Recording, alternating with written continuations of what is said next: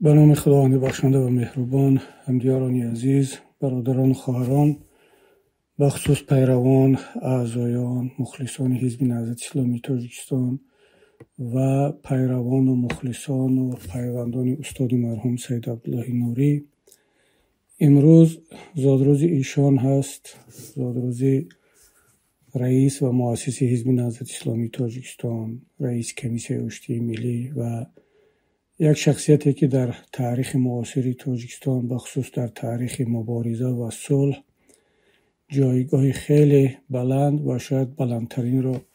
داشته باشد و با بهانه زادروز ایشان امروز میخواستم چند نکته را درباره شخصیت و درباره مکتبی که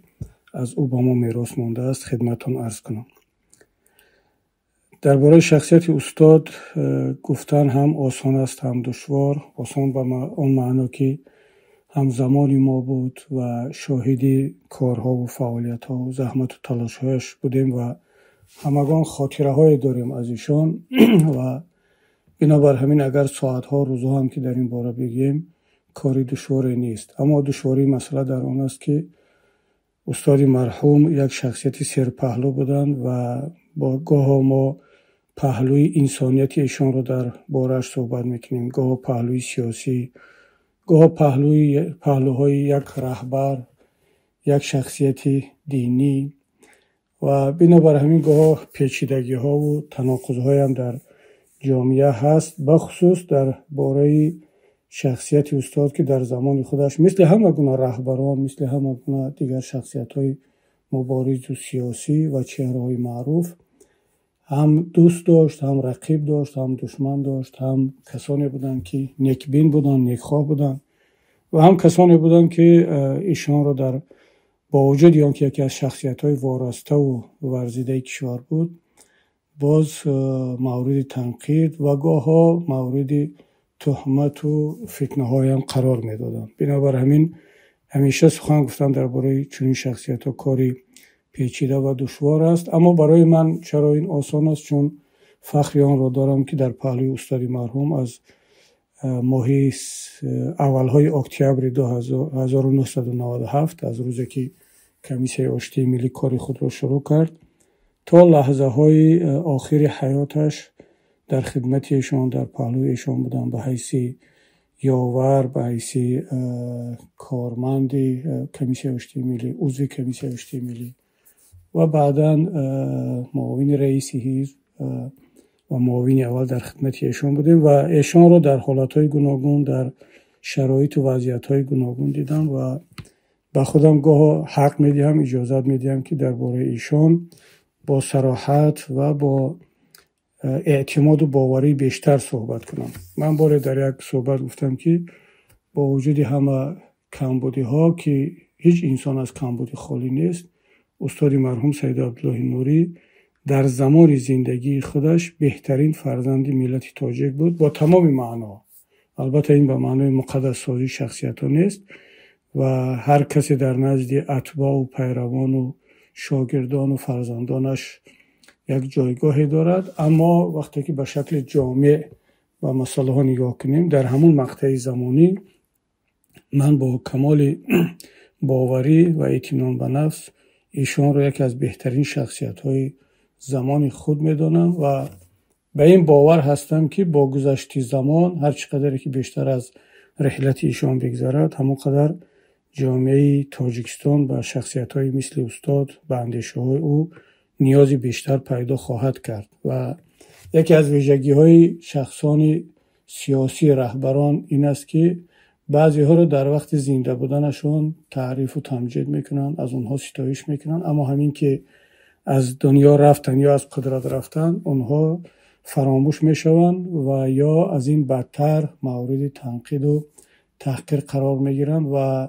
مردم درباره او کاملا برعکس آن چیزهای خواهند گفت که در زمان زنده بودن یا در حاکمیت بودن گفتند. بخصوص این به دیکتاتورها، به رهبران خودکامه، به کسانی که به مردم ظلم میکنن و مجبور میکنن دیگران را که از آنها مدح و ستایش کنند. اما یک گروه دیگری از افراد که استاد سید عبدالله نوری بدون شک از جمله این افراد هست، کسانی هستند که در زمان زنده بودن، رهبری و مسئولیت خود از آنه که بیشتر تعریف و تمجید بشنوند، بیشتر مورد تنقید و شکایت و حتی تحقیر و تهمت قرار میگیرند. اما بعد از آن که از دنیا رفتن، برابر هر سالی که بیشتر می شود و می گذرد از رحلت این نفرها، همون قدر ارزش و جایگاه آنها بیشتر و بالاتر خواهد رفت و ما را در مثال استاد سید عبدالله نوری می بینیم که با گذشت زمان، با رفتن وقت، اندیشه های او، مکتب او و بخصوص اون مکتب تسامح و صبر و درایت در حل مشکلات روز به روز نیازی بیشتر پیدا میکند و در جامعه خریداری بیشتر خواهد داشت. اون چیزایی که ما در این شب و روز در حزب نهضت اسلامی تاجیکستان از سر میگذرانیم و یک مرحله بسیار پرپیچ و تاب است، ولی من این را خیلی طبیعی میدانم، چون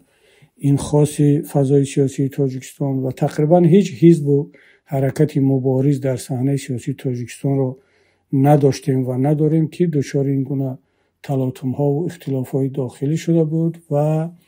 خیلی از آنها شاید بغیر از حزب نهضت دیگر هیچ کدامی از آنها به این اختلاف ها، به این فتنه ها و این رقابت های داخلی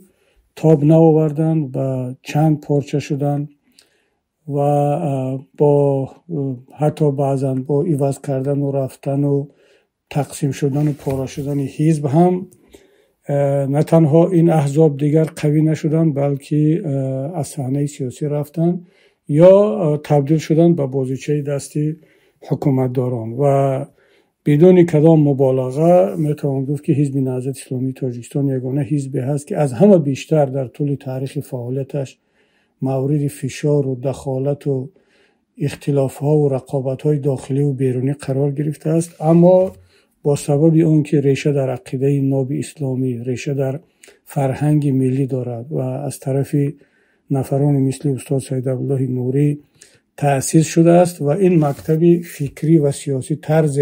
ساخته شده است که هم به این گونه تلاطم ها و به این گونه حالت های پرپیچیده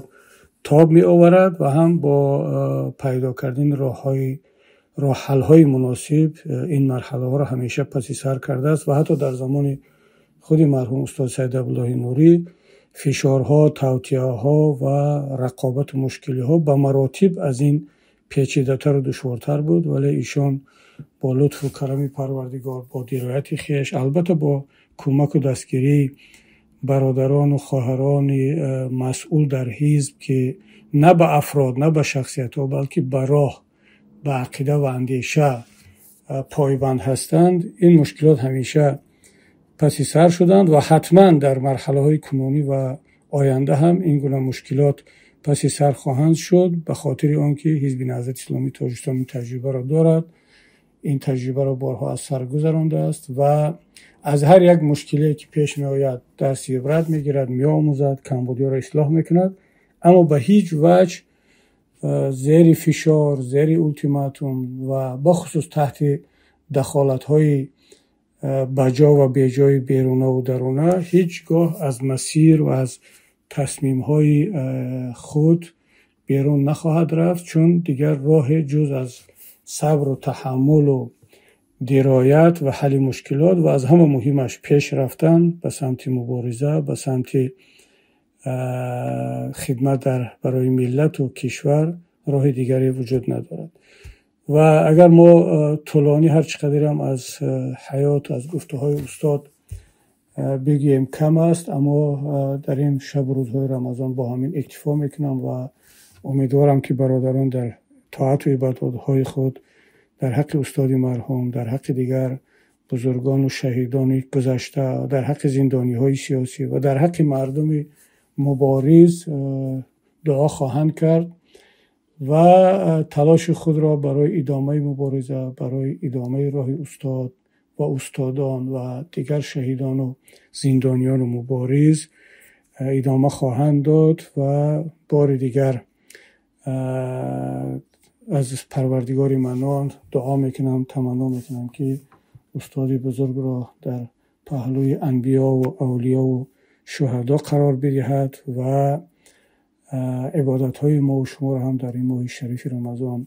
قبول کند و ما را در راهی که انتخاب کرده ایم، در راه استادان، در راه گذشتگان ثابت و استوار بگرداند. السلام علیکم و رحمت الله و برکاته.